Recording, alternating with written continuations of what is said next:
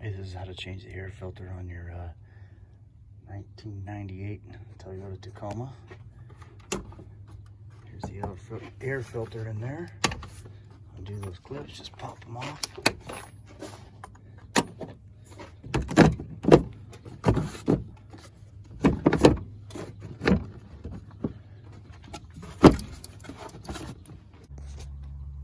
Just gotta pop that open.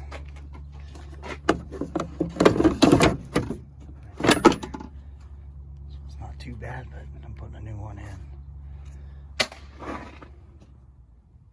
Okay, the big part, the thicker part, here it goes face down.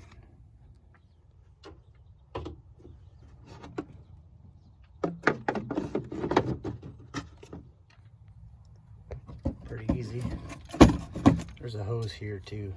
This one was just electrical tape. Clamp it up.